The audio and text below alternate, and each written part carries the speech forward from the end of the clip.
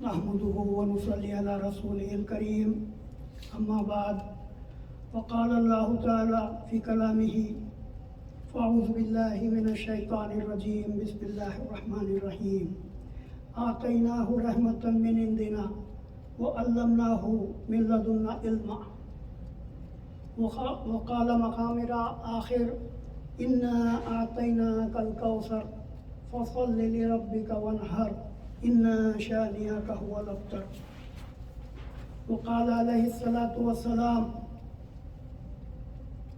أدبوا أولادكم بثلاث خصائل حب نبيكم وحب أهل بيته وقراءة القرآن أو كما قال صلی اللہ علیہ وسلم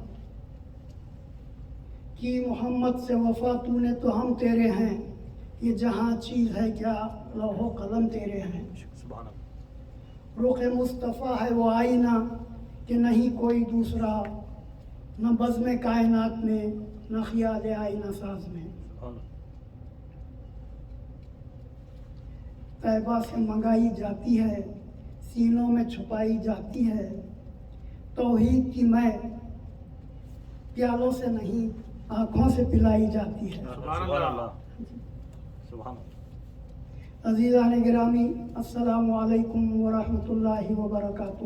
وعلیکم السلام ورحمۃ اللہ وبرکاتہ. آپ حضرات خاص طور پہ شریف صاحب کا شکریہ کہ وہ نہ صرف میری ہمت افزائی کے لیے بلکہ جس کاز کے لیے ہم برسوں سے یہاں کام کر رہے ہیں اس کی بھی ایک حمایت ہو جاتی ہے. اعزاء و اقارب کے پریشر کے باوجود کہ وہاں کوئی اور مشہور مقررین آئے ہوئے ہیں لیکن وہ یہاں تشریف لائے اور بہت ممنون و مشکور ہوں میں ان کا، اور آپ حضرات کا بھی شکریہ.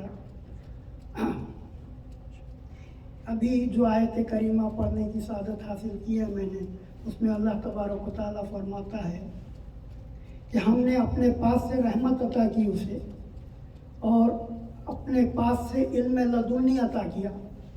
یہ ہوا، یہ واقعہ یہ ہے کہ حضرت موسیٰ علیہ السلام نے بنی اسرائیل کی ایک جماعت میں بہت شاندار خطبہ دیا، بہت تقریر کی، واعظ کیا. تو ان میں سے لوگوں نے پوچھا کہ آپ سے بڑا عالم بھی کوئی ہے؟ تو آپ نے کہا نہیں، کیونکہ ہوتا یہ ہے کہ جو قوم میں نبی ہوتا ہے وہی سب سے بڑا عالم ہوتا ہے. اللہ تعالیٰ اس کو ہی سارا علم دیتا ہے سارے لوگوں سے بڑھ کے. اس نے کہا، آپ نے کہا نہیں. تو اللہ تعالیٰ نے فرمایا نہیں اے موسیٰ، تم سے بڑا عالم ایک ہے خضر علیہ السلام جس کا نام ہے. تو موسیٰ علیہ السلام نے ان سے ملنے کی خواہش ظاہر کی کہ میں ملنا چاہتا ہوں آپ کے اس بندے سے جس کو کہ آپ نے تو ان کے بارے میں، خضر کے بارے میں اللہ تعالیٰ فرماتا ہے کہ آتیناہ من عندنا رحمتاً وعلمناہ من لدنا رحمہ، یعنی اپنے پاس سے میں نے اس کو رحمت دی اور علم لدنی عطا فرمایا. تو ایک علم لدنی ہوتا ہے، ایک علم ہے جو کتابوں سے استادوں سے حاصل ہوتا ہے. علم لدنی اسے کہتے ہیں جو اللہ تعالیٰ خاص اپنے پاس سے ڈائریکٹ اس بندے کے دل میں وارد کرتا ہے. بہت سارے نبیوں کے پاس علم لدنی ہے. حضرت آدم علیہ السلام کے پاس بھی علم لدنی تھا، کیونکہ جب آدم کو پیدا کیا تو فرشتوں سے کہا کہ سجدہ کرو تو انہوں نے کر دیا. لیکن اس کی پھر وجہ یہ بتائی کہ اللہ تعالیٰ نے علم آدم اسماء کلھا، تو ساری چیزوں کا اسم کی اسماء کلھا یعنی ناموں کا علم دے دیا اللہ تعالیٰ. اب یوں دیکھا جائے تو نام ہی میں آدھا علم ہوتا ہے. کسی بھی چیز کا آپ لے لیجئے نام، یہ اسپیکر ہے، یہ کرسی ہے، یہ میز ہے، یہ مسجد ہے. تو ویسے مسجد نام لیں گے اس کے پیچھے اس کی سارے تکلفات آپ کے ذہن میں آ جاتے ہیں کہ مسجد وہ ہوتی ہے جو اللہ کا گھر ہوتا ہے، جہاں نماز ہوتی ہے، عبادت ہوتی ہے. یعنی آدھے سے زیادہ علم اس کے نام میں ہوتا ہے. تو ناموں کا علم اللہ تعالیٰ نے آدم علیہ السلام کو دے دیا. اور ایک روایت میں ہے کہ آدم علیہ السلام کو 14,000 یا 16,000 زبانیں آتی تھیں. تو اب آپ اندازہ لگائیے आका इनामदार सरदार अंबिया मोहम्मद रसूलुल्लाह सल्लल्लाहु अलैहि वसल्लम के इल्म का क्या आलम होगा। सुभान अल्लाह। जी, तो आपको, और जिसके बारे में अल्लाह ताला फरमाता है वो अल्लामा मालम तकुन तालम, यानी वो सब कुछ आपको इल्म दे दिया जिसका कि आपको इल्म नहीं था। तो अब लोग उलमा आपस में बहस करते रहे कि इल्म गैब था या नहीं था। अल्लाह ताला का तो ये फैसला है कि वो अल्लामा मालम तकुन तालम, यानी सारी चीज़ों का इल्म आपको अता फरमा दिया गया। तो अब मूसा अलैहिस्सलाम ने उस बंदे से मिलने की ख्वाहिश ज़ाहिर की, तो अल्लाह ताला ने एक निशानी बताई कि जहाँ दो समंदर मिलते हैं, यानी बहर फारस और बहर रूम, दो समंदर जहाँ मिलते हैं वहाँ जाओ। वहाँ पर एक भुनी हुई मछली जो है जिंदा होकर समंदर में चली जाएगी और एक सुरंग बना देगी। वो मुकाम है उनके रहने का, वहाँ मुलाकात होगी। तो चाहते हैं आदम अलैहिस्सलाम, हज़रत मूसा अलैहिस्सलाम अपने खादिम को यूशा अलैहिस्सलाम को साथ ले लेते हैं, जो कि उनके भांजे भी थे मूसा अलैहिस्सलाम। अब दोनों सफ़र करते हैं एक जगह वो मछली, यानी आप अंदाज़ा लगाइए भुनी हुई मछली वो जिंदा होती है और समंदर में चली जाती है। अब वो यूशा अलैहिस्सलाम ने वो वाक़या बताना भूल गया मूसा अलैहिस्सलाम को। अब और कुछ दूर आगे जाने के बाद मूसा अलैहिस्सलाम ने कहा लाओ खाना लाओ, हमारा भूख लगी है मछली। तो अब कहते हैं यूशा अलैहिस्सलाम कह रहे मैं तो बताना भूल गया आपको, वो उतनी दूर पहले ही वो जो है जिंदा हुई मछली और समंदर में चली गई। तो मूसा अलैहिस्सलाम ने कहा अरे वही तो जगह हमको जाना था, वहीं तो मुलाकात होगी, चलो पीछे चलते हैं। पीछे अपने कदमों के निशान देखते देखते फिर जहाँ पहुँचे तो वो मुकाम पर पहुँचे जहाँ मछली चली गई थी। तो वहाँ एक सुरंग बनी हुई थी समंदर में, वहाँ हज़रत खिज़र अलैहिस्सलाम से मुलाकात होती है। अब खिज़र अलैहिस्सलाम कहते हैं कि तुम मेरे साथ, मूसा अलैहिस्सलाम ने अर्ज़ किया कि मैं आपके साथ रहना चाहता हूँ। अब यहाँ देखिए ये बात वाज़ेह कर दूँ आप लोगों से कि एक होता है इल्म शरीयत, जो कि मूसा अलैहिस्सलाम को अतम मौजूद था आपके पास। अल्लाह ताला ने आपको नबी बनाकर भेजा और शरीयत का सारा इल्म दे दिया था। उसके बावजूद मूसा अलैहिस्सलाम ख्वाहिश ज़ाहिर करते हैं कि उस बंदे से मुझे मिलाइए जिसके के पास आपका इल्म लदुन्नी है।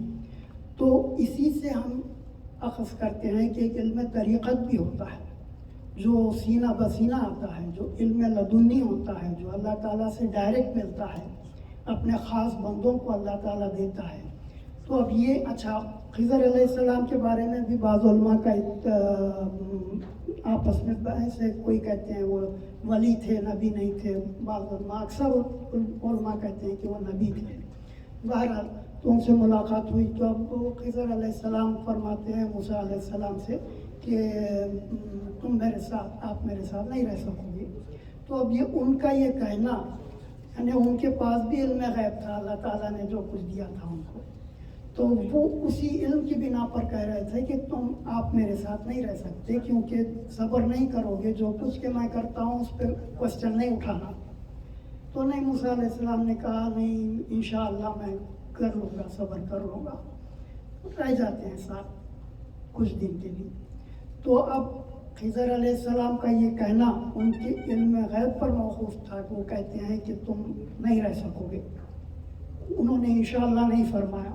मूसा अलैहिस्सलाम ने कहा इंशाअल्लाह मैं सब्र कर लूँगा, तो वो रहते हैं साथ। अब उसके बाद वो पूरा वाक़या तो आपको मालूम है कि वो 2-3 वाक़यात होते हैं। कहीं एक दीवार गिरा देते हैं और जिस कश्ती में सफ़र करते हैं उसमें छेद कर देते हैं।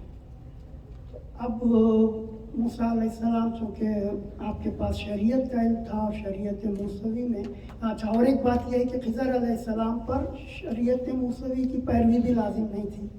अगर वो उसी जगह पर आका इनामदार मोहम्मद रसूलुल्लाह सल्लल्लाहु अलैहि वसल्लम होते तो उन पर लाजिम होती कि आका की पैरवी करना, क्योंकि पहले ही अल्लाह ताला ने वादा ले रखा है आका की पैरवी का, सारे नबियों से, सारे बंदों से, लोगों से। तो वो 2-3 बार एक दीवार गिरा देते हैं। उस पर आपने पूछा कि ये क्यों किया, मैंने आपने कहा मैं कहा नहीं था कि पूछना नहीं, क्वेश्चन नहीं उठाना मेरे कामों पर। لیکن وہ پوچھ لیتے ہیں کیونکہ وہ شریعت کے حساب سے ایسا معلوم ہوتا تھا کہ اگینسٹ ہے شریعت کے، لیکن ان کے علم کے حساب سے وہ چیز جو کر رہے تھے وہ اللہ تعالیٰ کے بھی علم میں تھا، ان کے علم میں بھی تھا کہ وہ بھلائی ہی کر رہے تھے. کیونکہ بعد میں جب فراق ہوتا ہے، جب موسیٰ علیہ السلام سے کہہ دیتے ہیں کہ نہیں اب نہیں ہو سکتا، تم 3-4 دفعہ پوچھ لیے اب نہیں رہ سکتے میرے ساتھ، تو پھر وہ وجہ بتاتے ہیں کہ وہ کیا کیا تھا. تو وہ جس کشتی میں چھید کیا تھا بتاتے ہیں کہ اس میں وہ جس کشتی میں لوگ جا رہے تھے وہ ایک بیچارے غریب ملہ کی تھی، اور ادھر جس طرف جا رہے تھے وہاں کا بادشاہ بہت ظالم ہے، لوگوں سے لے لیتا ہے ان کا مال، وہ کشتی بھی لے لیتا. تو اسی لیے میں نے اس میں چھید کر دیا تاکہ وہ اس کو عیب دار سمجھ کر وہ نہ لے. یہ ان کی حکمت تھی، مصلحت تھی. اور وہ جو دیوار گرائی تھی تو اس میں کہا کہ ایک یتیم لڑکوں کا مال اس دیوار کے نیچے ہے، تو ان کے ابو ہما یعنی ان کے والدین اجداد میں پتہ نہیں کون سے اجداد میں تھے، وہ جو ہے نیک آدمی تھے، صالح تھے، تو ان کی برکت سے اس لڑکے کے مال کو محفوظ کیا گیا حضرت خضر علیہ السلام کی طرف سے. تو وہ ایک وجہ بتائی. بہرحال آپ نے اپنے جو کچھ کیا تھا اس کی بات بتا دی. اچھا یہاں چھوٹے بچے نوجوان بھی آئے ہوئے ہیں، تو میں عرض کروں کہ یہ لوگ خطاب انگریزی میں چاہتے ہیں ان کا، تو ذرا میں آپ لوگوں سے میری ادباً گزارش ہے کہ بچوں کو کچھ اردو بھی سکھائیے، تاکہ اردو میں جو مواد ہے، اچھا ہر چیز کا اللہ تعالیٰ نے جیسے بعض دنوں کو بعض دنوں پہ فضیلت دی ہے، جیسے جمعہ کا دن ہے سارے دنوں کا سردار ہے، بعض راتوں کو تمام راتوں پہ فضیلت دی ہے، جانتے ہیں آپ لوگ، جیسے شب قدر ہے، عیدین کی راتیں ہیں، ویسے ہی بعض شہروں کو بعض شہروں پہ فضیلت دی ہے، جیسے مکہ معظمہ ہیں، سارے شہروں میں وہ افضل ترین ہیں. اور مدینہ طیبہ کی زمین کا، اچھا کعبہ شریف کا وہ حصہ زمین کا جس پہ کعبۃ اللہ شریف بنا ہوا ہے، وہ ساری زمین میں افضل ترین ہے سب سے پوری کائنات میں. لیکن علماء فرماتے ہیں کہ مدینہ طیبہ کی زمین کا وہ ٹکڑا جس پہ آقا نامدار محمد رسول اللہ صلی اللہ علیہ وسلم کا جسم اطہر مسح ہو رہا ہے، وہ زمین کا ٹکڑا کعبۃ اللہ کی زمین سے بھی بول کے عرش الہی سے بھی زیادہ معظم ہے، متبرک ہے، افضل ہے. اب یہاں لوگوں کو ڈاؤٹ پیدا ہوگا کہ ارے یہ علماء اہل سنت تو جو ہے غلو کر دیتے ہیں، آگے بڑھا دیتے ہیں. ایسا نہیں ہے. جب اس کی توضیح سنیں گے آپ علماء سے تو بات ظاہر ہو جائے گی. اس کا یہ ہے کہ دیکھو کعبۃ اللہ شریف جو اللہ تعالیٰ کا گھر کہلاتا ہے، وہاں اللہ تعالیٰ رہتا تو نہیں، اللہ ہر جگہ موجود ہے، بلکہ یہ بھی جو عقیدہ ہے کہ اللہ عرش پہ موجود ہے وہ نہیں ہے. وہ جیسے قرآن شریف میں آیت آئی ہے کہ خلق الارض والسماوات فی ستۃ ایام ثم استوى علی العرش، یعنی عرش پہ کھڑا ہو گیا. تو اب بعض علماء جو یہ کہتے ہیں کہ وہ اس آیت کی خلاف ورزی ہوگی اگر ہم یہ کہیں کہ اللہ تعالیٰ ہر جگہ ہے. حالانکہ ایسا نہیں ہے، اللہ تو ہر جگہ موجود ہے. اگر آپ عرش پہ اسے مان لیتے ہیں تو پھر اس کا جسم ماننا پڑے گا، اور اس کو محدود کر دے رہے ہیں اور پھر عرش کے اوپر اس کو بٹھا رہے ہیں، تو یہ تو نہیں ہے، ہمارے عقیدے کے خلاف ہے یہ بات. اللہ تعالیٰ جسم سے پاک ہے، اعضاء سے پاک ہے، اور اس کا زمان و مکان سے پاک ہے. وہ ہمیشہ سے ہے، ہمیشہ رہے گا، اور اس کا کوئی جسم نہیں ہے. یہ ہمارا عقیدہ ہے اہل سنت والجماعت کا. اچھا اب یہ بار بار اہل سنت والجماعت کیا کہتے ہیں، یہ اس کی کیا علماء ہیں، تو اس کی یہ ہے کہ اہل سنت والجماعت یہ ہے کہ آقا نامدار محمد رسول اللہ صلی اللہ علیہ وسلم نے فرمایا کہ عیسائیوں کے، یہودیوں کے 71 فرقے ہو گئے، 71 سیکٹس. اس کے بعد کرسچنس کے، عیسائیوں کے 72 سیکٹس ہو گئے، فرقے ہو گئے عیسائیوں میں. میری امت کے 73 فرقے ہو جائیں گے، 73 فرقے ہو جائیں گے. تو اب صحابہ نے پوچھا کہ پھر اتنے ہو جائیں گے، اس میں سے ناجی فرقہ کون ہے، جو جنت میں جانے والا، جو سب سے اچھا والا کون ہے؟ تو آپ نے فرمایا کہ جو اعلیٰ سنتی و سنت خلفائے راشدین، جو میری سنت پہ اور میری صحابہ کے طریقے پہ ہوگا وہ نازل فرقہ ہے. تو اسی سے ہمارا جو وہ ہے، ہمارا جو سیکٹ ہے اہل سنت والجماعت، یعنی اہل سنت آقا کی سنت پہ چلنے والے اور والجماعت صحابہ کی سنت پہ چلنے والے. تو ہم کہتے ہیں اہل سنت والجماعت. اب دوسرے بھی اپنے آپ کو کہنے لگے ہیں، خیر اس سے کوئی فرق نہیں پڑتا. ہمارے اہل سنت والجماعت میں اور مشرب صوفیہ کا یہ طریقہ ہے کہ ہم کسی کو غلط نہیں بولتے، کسی کو برا نہیں بولتے. جو اپنا اپنا کر رہے ہیں، ہم اپنا عقیدہ اپنے پاس رکھتے ہیں، عمل کرتے ہیں. ہاں، جب ہم کو مجبور کیا جاتا ہے، دعوت دی جاتی ہے کہ آؤ ان کو سنو، ان کی تعریف کرو، ان کی حمایت کرو، تو پھر ہم کو بولنا پڑتا ہے، اجاگر کرنا پڑتا ہے ان کے عقائد باطلہ کے بعد. کیونکہ پھر ہم کو اپنے آپ کو، اپنی اولاد کو، اپنی نسلوں کو ان عقائد سے بچانا بھی ضروری ہے. تو اس لیے میں عرض کر رہا تھا کہ بچوں کو ذرا اردو بھی سکھائیے. ٹھیک ہے، اتنا لکھنا پڑھنا علی باتا سے نہیں، کم از کم سننے سمجھنے کی ان کو صلاحیت دے دیجیے، فراہم کیجیے. کیونکہ جیسے میں کہہ رہا تھا کہ بعض دنوں پہ فضیلت ہے، راتوں کو راتوں پہ فضیلت ہے. اسی طرح زبانوں میں بھی ہے کہ سب سے افضل ترین زبان عربی ہے. اس کو عربی لسان القرآن، لسان اہل الجنہ کہا گیا ہے. اہل جنت میں سب کی زبان عربی ہوگی. اس کے بعد جو نمبر آتا ہے وہ ہے فارسی کا، کیونکہ فارسی میں بھی بڑے بڑے ائمہ گزرے ہیں، اس میں بھی بڑا مواد موجود ہے، علم دین کا سرمایہ موجود ہے. اس کے بعد نمبر آتا ہے اردو کا، نمبر 3 پہ. تو ہم خوش نصیب ہیں کہ ہماری مادری زبان جو ہے اردو ہے، جس میں بہت سارا سرمایہ موجود ہے علم دین کا. تو ہمارے بچوں کو کچھ نہ کچھ سکھانا چاہیے.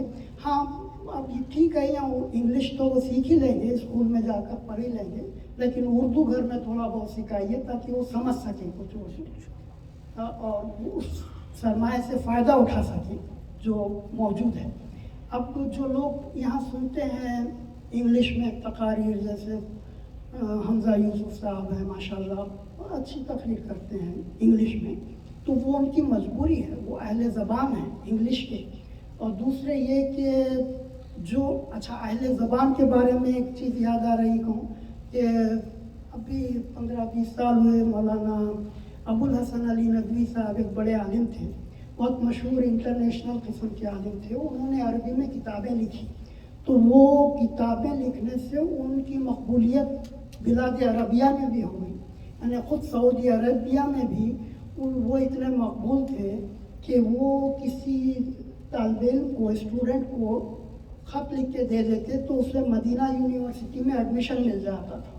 یعنی اتنی ان کی مقبولیت تھی بلاد العربیہ میں.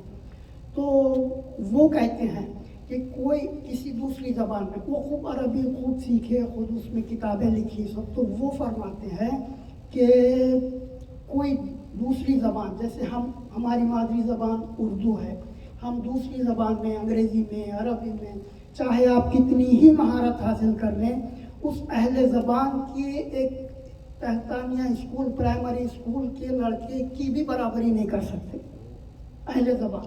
تو اب اہل زبان کسے کہتے ہیں؟ جس کی مادری زبان جو ہے وہ وہی ہو. تو ہماری تو ہے نہیں، نہ انگریزی ہے نہ عربی ہے.